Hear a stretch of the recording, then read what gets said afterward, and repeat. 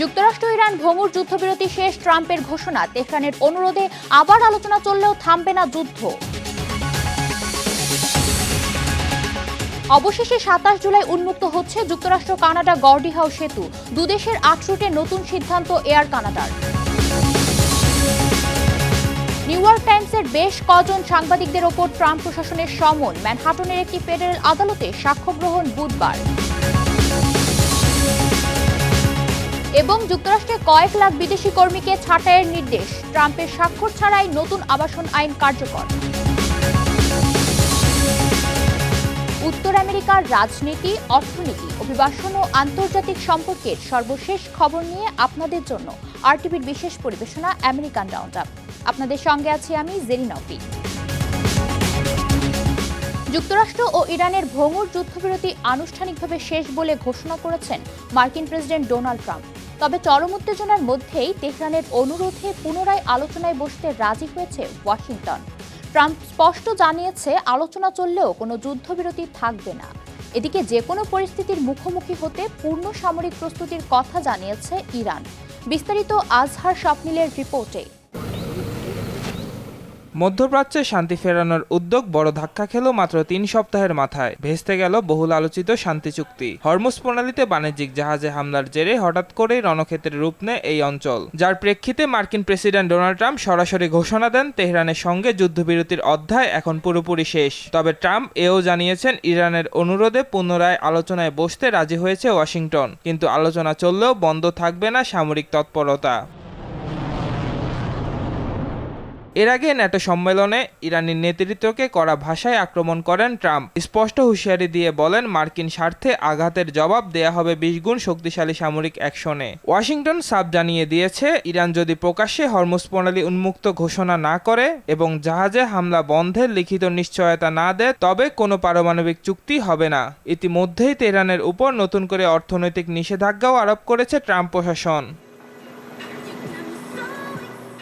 এদিকে ট্রাম্পের এই চরম হুঁশিয়ারির মুখেও পিছু হটতে নারাজ তেহরান। ইরানের শীর্ষ আলোচক মোহাম্মদ বাগের গালিবাব জানিয়েছেন মার্কিন সামরিক চাপের মুখে তারা কখনোই আত্মসমর্পণ করবে না। সমঝোতা ভাঙলে যে কোনো মুহূর্তে পূর্ণাঙ্গ যুদ্ধের জন্য প্রস্তুত রয়েছে ইরান।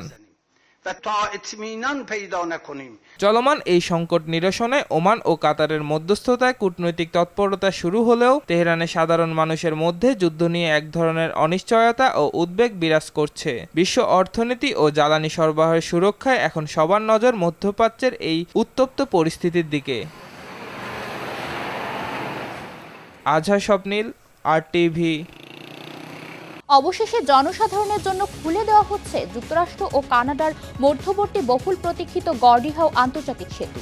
শুক্রবার এক যৌথ ঘোষণায় জানানো হয় আগামী ২৭ জুলাই উন্মুক্ত হবে এ সেতু।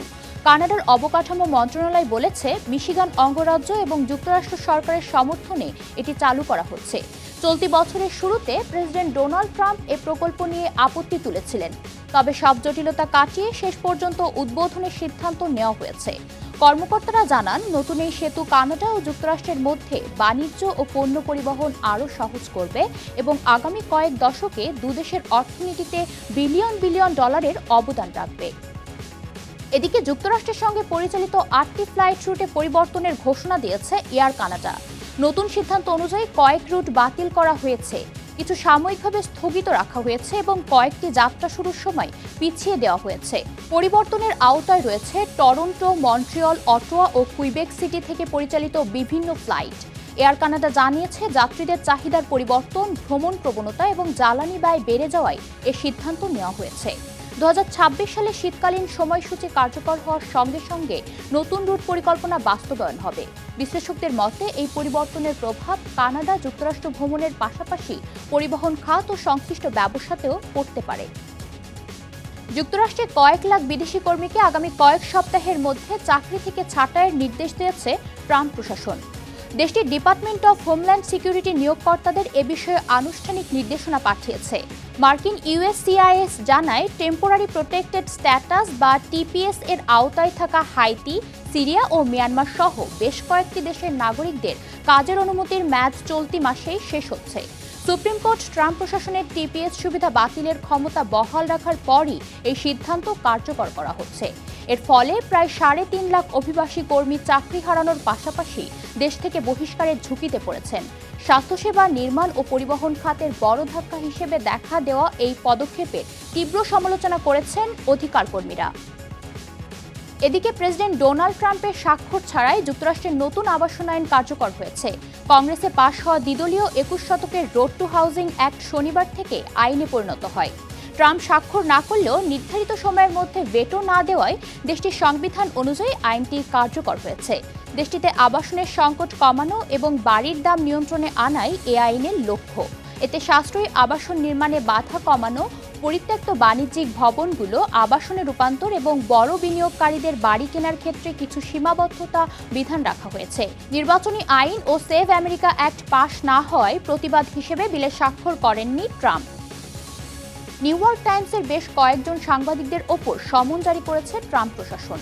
মার্কিন প্রেসিডেন্টের এয়ারফোর্স অন নিয়ে প্রকাশিত এক প্রতিবেদনের জেরে এই সমন জারি করা হয়। পত্রিকাটি জানিয়েছে, সাংবাদিকদের আগামী বুধবার ম্যানহাটনের একটি ফেডারেল গ্র্যান্ড জুরির সামনে সাক্ষ্য দিতে বলা হয়েছে। এমনকি ফেডারেল এজেন্টরা তাদের বাড়িতে গিয়ে সমন পৌঁছে দিয়েছেন বলেও জানানো হয়। তবে এ বিষয়ে হোয়াইট হাউস বা বিচার বিভাগ তাৎক্ষণিক কোনো মন্তব্য করেননি।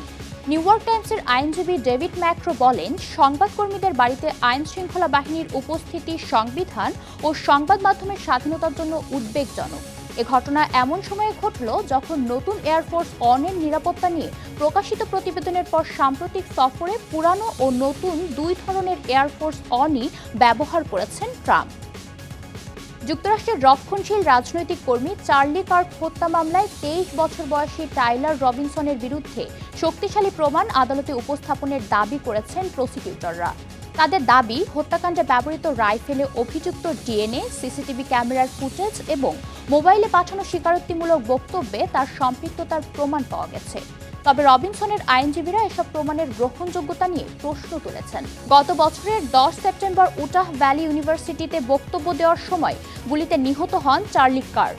এখন মামলাটি পূর্ণাঙ্গ বিচারের জন্য যাবে কিনা সে সিদ্ধান্ত নেবেন আদালত। এ বিষয়ে পরবর্তী শুনানির দিন নির্ধারণ করা হয়েছে আগামী 1 সেপ্টেম্বর। এই পর্যন্তই আমেরিকান রাউন্ড আপ। উত্তর আমেরিকার গুরুত্বপূর্ণ সব আপডেট পেতে আরটিভির সাথেই থাকুন। মতামত জানান আরটিভির সামাজিক যোগাযোগ মাধ্যমে। সবাই ভালো থাকবেন।